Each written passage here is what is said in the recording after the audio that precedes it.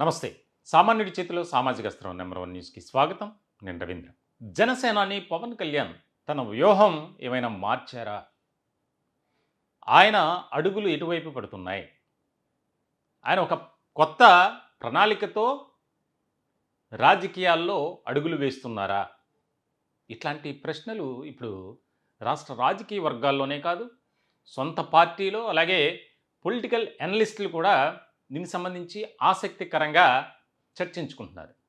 దీనికి ముఖ్య కారణం ఏంటంటే, గత కొద్ది రోజులుగా జనసేన ఒక ప్రత్యేకమైనటువంటి వ్యూహంతోనే అడుగులు ముందుకు వేస్తుంది. ఇటువంటి సందర్భంలో ముఖ్యంగా కూటమిలో ఒక కీలకమైనటువంటి భాగస్వామిగా ఉంది జనసేన పార్టీ. 2024 ఎన్నికలకు సంబంధించి ఒక మహాకూటమిగా అవతరించడానికి, తెలుగుదేశం పార్టీతో పొత్తు పెట్టుకోవడానికి, భారతీయ జనతా పార్టీని కలుపుకోవడానికి, రాష్ట్ర రాజకీయాలను ఒక్కసారిగా మార్చినటువంటి వ్యక్తి ఎవరైనా ఉన్నారు అంటే అది కేవలం జనసేనాని పవన్ కళ్యాణ్. ఎన్నో ప్రతికూలమైనటువంటి పరిస్థితులను ఎదుర్కొంటూ 3 పార్టీలను సమన్వయపరుచుకుంటూ, సొంత పార్టీతో పాటు తెలుగుదేశం పార్టీ, భారతీయ జనతా పార్టీ ఈ పార్టీలను కూడా కేడర్లో సఖ్యత, బలోపేతం ఇవన్నీ కూడా చేసి ఆయన ఒక వ్యూహంతోనే ముందుకు వెళ్ళారు. ఇలాంటి సందర్భంలోనే ఊహించినటువంటి విజయాలను సొంతం చేసుకుంది కూటమి. రాష్ట్రంలో ప్రభుత్వాన్ని ఏర్పాటు చేశారు, అంతా బాగానే ఉంది. స్టార్టింగ్లో కొన్ని సమస్యలు వచ్చాయి. తెలుగుదేశం పార్టీ, జనసేన మధ్య కాస్త గ్యాప్ అనేది కనిపించింది. ఇప్పుడు కూడా ఉందనుకోండి, అయితే దాన్ని ఏదో రకంగా ఫిల్ చేసుకోవాలిగా, తప్పదు. పార్టీ అధినేతలుగా అదే చేయాలి, అదే చేస్తున్నారు కూడా.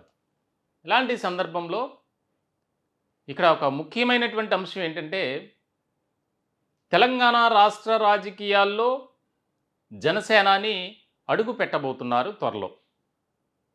జూబ్లీహిల్స్ ఉప ఎన్నికకు సంబంధించి భారతీయ జనతా పార్టీ అభ్యర్థి లంకల దీపక్ రెడ్డి తరపున ఆయన ప్రచారం చేయటానికి రూట్ మ్యాప్ సిద్ధమైంది. కూటమి కదా, ఎన్డీఏ, నేషనల్ డెమోక్రటిక్ అలయన్స్. మరి ఈ 2 తెలుగు రాష్ట్రాల్లో భారతీయ జనతా పార్టీ, అలాగే తెలుగుదేశం పార్టీ, జనసేన ఈ 3 పార్టీలు కలిసి పనిచేయాలి. ఇప్పటి వరకు ఉన్నటువంటి పరిస్థితుల నేపథ్యంలో తెలంగాణలో భారతీయ జనతా పార్టీతో జనసేన, మరి తెలుగుదేశం పార్టీ ఏంటి, ఆ పార్టీ పరిస్థితి ఏంటి? తెలంగాణలో కాస్తో కోస్తో తెలుగుదేశం పార్టీ కూడా ఉంది.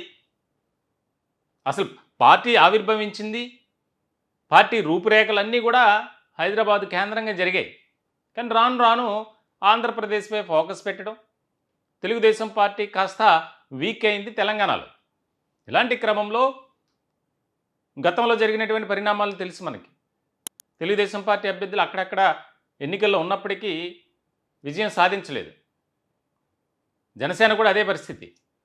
అయితే ఇప్పుడు జూబ్లీహిల్స్ ఉప ఎన్నికను చాలా ఛాలెంజ్గా తీసుకున్నటువంటి 3 పార్టీలు, కూటమి తరపున భారతీయ జనతా పార్టీ అభ్యర్థి లంకల దీపక్ రెడ్డి, ఆయన తరపున సేనాని పవన్ కళ్యాణ్ ప్రచారం చేయబోతున్నారు. ఇది ఎంతవరకు కలిసి వచ్చేటువంటి అంశంగా ఉండొచ్చు అంటే అంతంత మాత్రమే అని అక్కడ ఉన్నటువంటి వాస్తవిక పరిస్థితులను బట్టి మనం చెప్పవచ్చు. ఎందుకనంటే కాంగ్రెస్ అభ్యర్థి ఎవరైతే నవీన్ యాదవ్ ఉన్నారో ఆయన, అలాగే గులాబీ పార్టీకి సంబంధించినటువంటి మాగంటి సునీత, ఇద్దరి మధ్య పోటీ ఉంది.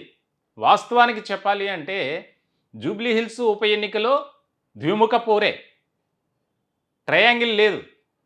సో ఇలాంటి క్రమంలో భారతీయ జనతా పార్టీ కూడా ఆశలు పెట్టుకుంది. నేను గతంలో కూడా పోటీ చేశారు, ఓటమి చెందారు. ఇటువంటి క్రమంలో జూబ్లీహిల్స్ నియోజకవర్గానికి సంబంధించి ఎప్పుడూ కూడా దాఖలు కానటువంటి నామినేషన్లు దాఖలయ్యాయి. ఎక్కడెక్కడ వాళ్ళు వచ్చి నామినేషన్లు వేశారు స్వతంత్ర పార్టీ అభ్యర్థులుగా, ఇండిపెండెన్స్గా. సో ఇటువంటి క్రమంలో ఇది ఇక్కడ ఛాలెంజ్గా తీసుకోవాల్సినటువంటి అంశం భారతీయ జనతా పార్టీకి. అక్కడ ఉన్నటువంటి స్థానిక పరిస్థితులు ముఖ్యం. జూబ్లీహిల్స్ నియోజకవర్గం అంటే ఇప్పుడు కాంగ్రెస్కు కంచుకోటగా మారనుందా అనే చర్చ కూడా జరుగుతుంది. దానికి ప్రధానమైనటువంటి కారణం ఏంటంటే మహమ్మద్ అజారుద్దీన్కి మంత్రి పదవి ఇవ్వటం, ఆ పోర్ట్ఫోలియో కూడా తాజాగా కేటాయించారు, మైనార్టీకి సంబంధించినటువంటిది. మరి ఇటువంటి సందర్భంలో జనసేనాని పవన్ కళ్యాణ్ ఆలోచన ఏంటి? ముఖ్యంగా త్వరలోనే స్థానిక సంస్థల ఎన్నికలు జరగబోతున్నాయి, జిహెచ్ఎంసీ ఎన్నికలు జరగబోతున్నాయి. అక్కడ జనసేన తన మార్కు చూపించాలి అనే ఆలోచన ఒకటి. అలాగే ఆంధ్రప్రదేశ్లో కూడా స్థానిక సంస్థల ఎన్నికల్లో జనసేన అభ్యర్థులు ఎక్కువగా నిలబడాలి. అంటే పార్టీ గుర్తు లేకపోయినా పార్టీ బలపరిచిన అభ్యర్థులు స్థానిక సంస్థల ఎన్నికల్లో ఉంటారు, మనకు తెలిసినటువంటి అంశమే అది. ఇటువంటి క్రమంలో ఆయన ఒక ప్రత్యేకమైనటువంటి వ్యూహంతో అడుగులు వేస్తున్నారు పవన్ కళ్యాణ్ అనేది ఒక చర్చ అయితే, 3 పార్టీల కలయికతోనే ముందు ముందు కూడా రాజకీయాలు ఉంటాయి అనేది ఒక చర్చ జరుగుతుంది. కానీ పార్టీని బలోపేతం చేసుకోవాలి, పార్టీని మరింత పటిష్టం చేసుకోవాలంటే ఇటువంటి ఎన్నికలు చాలా ముఖ్యం ఏ పార్టీకైనా. ఇప్పటికే ఆంధ్రప్రదేశ్ రాష్ట్ర రాజకీయాల్లో వైఎస్ఆర్సీపీ పరిస్థితి ఏ రకంగా తయారైందో ప్రత్యేకంగా చెప్పక్కర్లా. పాపం ముప్పేట దాడి జరుగుతుంది ఆ పార్టీపై. ఎందుకనంటే వారు చేసుకున్నటువంటి తప్పిదాలే, ఎవరో తీసుకురాల తప్పుల్ని, లేకపోతే వారి యొక్క ఇబ్బందుల్ని. ఆ పార్టీలో ఉన్నటువంటి నేతలే అధికార దుర్వినియోగానికి పాల్పడి ఇష్టారాజ్యంగా వ్యవహరించడం వల్ల జైలుకు క్యూ కడుతున్నారు. సో ఇటువంటి సందర్భంలో సేనాని పవన్ కళ్యాణ్ ఆయన వ్యూహం మార్చారు, ఒక సరికొత్త రూట్ మ్యాప్తో ఆయన ముందుకు వెళ్తున్నారు. ఇప్పటికే ఆంధ్రప్రదేశ్ రాష్ట్ర రాజకీయాల్లో జనసేనకు ఒక ప్రత్యేకమైనటువంటి స్థానం ఉంది.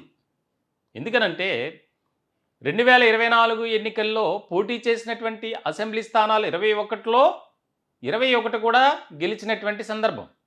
2 పార్లమెంటు స్థానాల్లో కూడా విజయం సాధించి 100% స్ట్రైక్ రేట్ సాధించి దేశ రాజకీయాల్లో ఒక సువర్ణ అధ్యాయాన్ని నెలకొల్పారు.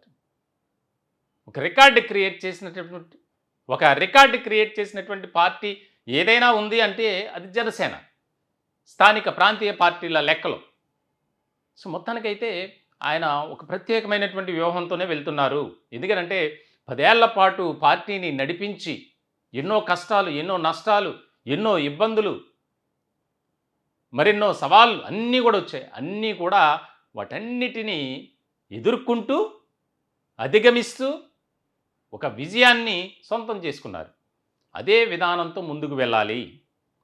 ఎన్ని సమస్యలు వచ్చినా తీసిపడేయాలి, వాటిని ఎదుర్కొనే శక్తి మనలో ఉంది. విశాఖపట్నంలో 3 రోజుల సమావేశాలు జరిగినటువంటి సందర్భంలో ఒక మాట అన్నారు పవన్ కళ్యాణ్. దేశ రాజకీయాల్లో అంటే జాతీయ రాజకీయాల్లో జనసేన ఒక సరికొత్త రికార్డు క్రియేట్ చేయబోతుంది త్వరలో అన్నారు. దానికి చాలా రకాలుగా ఉన్నాయి వ్యూహాలు. అంటే రాబోయే కాలంలో జాతీయ పార్టీగా జనసేన అవతరించబోతుంది. జాతీయ రాజకీయాల్లో పవన్ కళ్యాణ్ తన మార్కు చూపించబోతున్నారు అని చర్చ జరుగుతున్నటువంటి వేళ ఇప్పుడు భారతీయ జనతా పార్టీ అభ్యర్థి జూబ్లీహిల్స్ నియోజకవర్గంలో భారతీయ జనతా పార్టీ అభ్యర్థి ఎవరైతే ఉన్నారో జూబ్లీహిల్స్లో లంకల దీపక్ రెడ్డికి ఆయన ప్రచారం చేయటానికి సన్నద్ధమవుతున్నారు. ఇక్కడ తెలుగుదేశం పార్టీ ఇప్పటివరకు మీతో కలిసి మేము పనిచేస్తాం అంటే జూబ్లీహిల్స్ నియోజకవర్గానికి సంబంధించి ఇప్పటివరకు ఉన్నటువంటి ఈక్వేషన్స్ ప్రకారం అయితే బీజేపీ జనసేన ఈ 2 కలిశాయి. టీడీపీ కూడా కలుస్తుంది లాస్ట్ మినిట్లో అనుకోండి. ఇప్పటివరకు ఉన్న పరిస్థితులు మొత్తానికైతే భారతీయ జనతా పార్టీ అలాగే తెలంగాణ రాష్ట్రానికి సంబంధించినటువంటి జనసేన నేతలు కీలకమైనటువంటి ఒక భేటీ నిర్వహించారు. ఒక కీలకమైనటువంటి సమావేశం జరిగింది వారి ఇరువురి మధ్య, 2 పార్టీల నేతల మధ్య. ఇందులో టీడీపీ నాయకులు ఎవరు లేరు. సో మొత్తానికైతే ఒక ఆసక్తికరమైనటువంటి చర్చ అయితే 2 రాష్ట్రాల్లోని రాజకీయ పార్టీల్లో జరుగుతుంది.